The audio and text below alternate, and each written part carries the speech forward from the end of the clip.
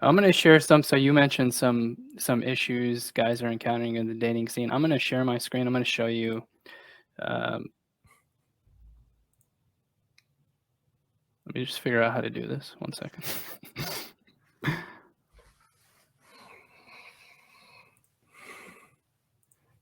Okay. Can you see that? Yeah.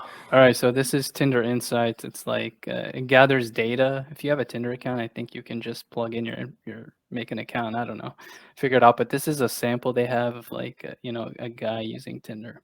Hmm. Um, and you'll see here this guy's 27-year-old male. He's been on Tinder 177 days. He's swiped a wild amount of That's a lot of times. Yeah. 18,000. Yeah. Yeah, Okay. I mean, I don't even know if that's a lot, to be honest, based on how much time people spend on Tinder. But Oh yeah. I don't know. I think Relative. I think it is a lot, but I don't know if that's like above average. It could be. Yeah. But yeah, it looks like that works out to what, like a little over 100 a day. And he swiped right 6,754 times. That means like people he's attracted to. Mhm. Of those, of those is only 271 matches. Of Yeah. those, 231 chats. Of the 231 chats, only 7 dates Yeah. resulted in dates. So here we're talking about 18,000 swipes resulted in 7 dates. 1 was a relationship, 2 was casual sex. 4 of those dates, no spark. So I'm assuming that was like a kind of 1 date and Mm. over, no marriages.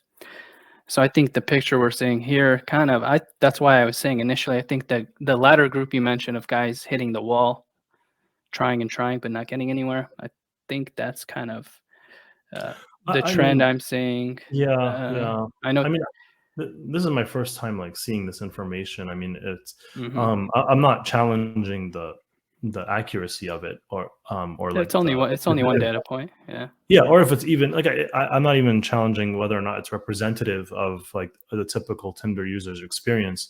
But I think there's something to be said about how dating apps and the internet have very very they've changed the process in a really significant way and in many ways.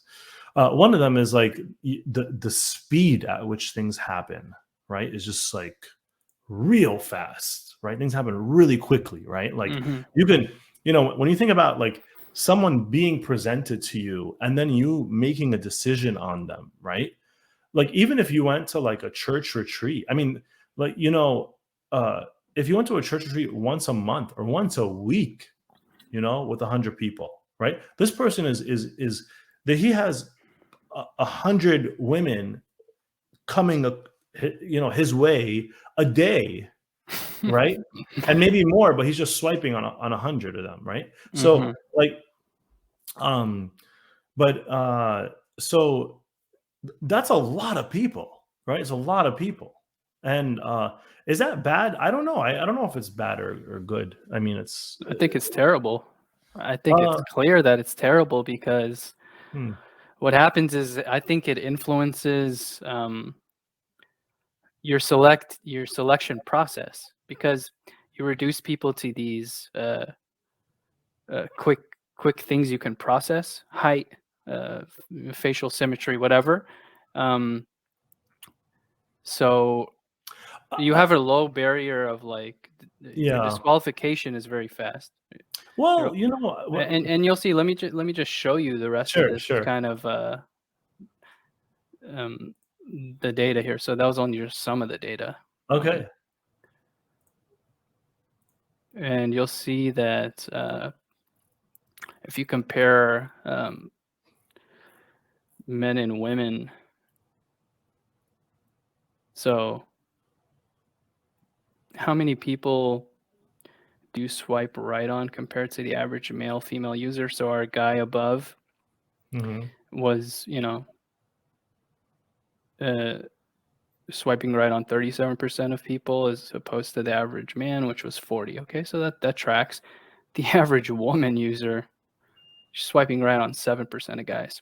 Okay. Um, so back to my earlier point, I think guys are hitting a wall because of that. The girls have a cajillion options, and you're moderately attractive girl on any of these dating websites or even social media, um, Yeah, I mean, is I think going there's to al get a yeah, lot more yeah. matches and a lot more attention, and so uh, I mean, look, if we wanna spend the time talking, like, comparing apps to non-app approaches, when you think about it, I mean, at the end of the day, like, all of social media, there's algorithms that are deciding what gets put in front of you, right? Like, there's stuff in the system, but then yeah, there's, um without using all these big words, there's technology stuff going on that yeah, determines what gets put in front of your face, right? sure, yeah, Now, so there's already filtering going on, hmm right? But you could argue that a church retreat is also, I keep using that example because it's one a lot of us can easily understand. A church retreat is also like an algorithm, right? Like there's certain people that come to church, right? Or to go to a church retreat on average, just on average. You walk into the retreat hall, or the cafeteria or wherever people are eating, and you have 100 faces in front of you, right? And you're either consciously or unconsciously swiping left or right on which face you want to pursue, right? Or you want to, and then also there's a lot of like things that are where the playing field is not the same as it would be on an app, right? Where, for example, like in real life, you kind of sometimes a lot of circumstances that make it harder for you to approach someone. Like, for example, they might be on the other end of the hall. By the time you get to the other end of the hall, they've probably gone somewhere else. Maybe the girl is or the young woman is surrounded by. Sorry, I gotta start saying young woman or woman. Just say woman. Yeah, like the woman is surrounded by like 10 of her friends, and maybe it feels a little intimidating to go and yeah, approach her.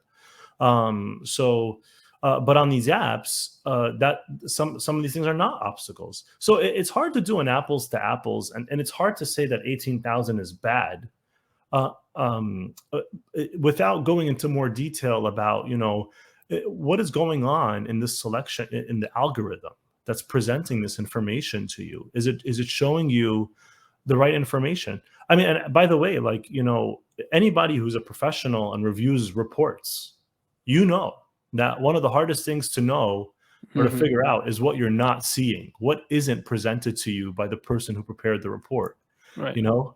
And so, uh, Well, that like, that's my point. That's yeah, my point is that it's not showing you so much. It's showing you so little, but what's happening is the little that it's showing you is becoming in the modern dating scene like we're applying the virtual experience to the real life experience mm, of how we filter is being influenced by the app, yeah, so yeah, you don't have the patience anymore to, oh, let me get to know this person or who they are,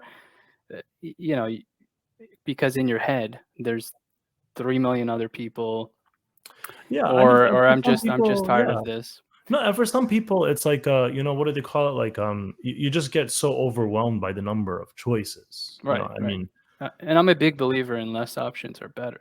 So, well, uh, sure. I mean, hey, I don't know if like necessarily we need to elevate one um setting for making connections over another. I think it's good to diversify, you know. Like, for example, there are some people who live in small communities. They yeah. know everyone, right? Like Mhm. for them, they're going to need to add some more settings where they can meet people. Right, right. For some people, they live in big communities or they just happen to like float around in many communities. Some people are more extroverted, some people more introverted. Like, I think nothing is bad or good here. It's just, I think, I think, besides, separate from the fact that I think one issue with the apps is that it there's a tremendously high chance that you're going to come across a lot of people who are not aligned with your values, right? Like there's just such a high chance because there's just so many people, and it's very hard to actually like. I mean, that's the business of these apps, but it's hard to do it, right? Like if you go to a place, a physical place where, like, if you like working out and you go to the gym, you're going to meet people who like working out, Mhm. and Yeah, yeah, yeah. so, but it's hard to do all that, with all these options, and the app's going to keep presenting you options. I don't think anybody doesn't get options, you know, Mhm. and so it's going to show you something. But it's starting high up where it calculates a higher probability of a match. That's where it starts, um, to present options to you. But I think, the other issue too is that there's a lot of Well, people who are finding it so. Go ahead. Yeah, yeah, yeah, I was saying I don't think the I think the business model of the app is to keep you on. They don't yeah, have exactly. they don't have any Yes, intention of you, oh, like, they want less criteria, more like be on here all day. They don't care. and also And people are going to these apps to hook up. Like that's like anti. right, right, That's like anti lifelong commitment.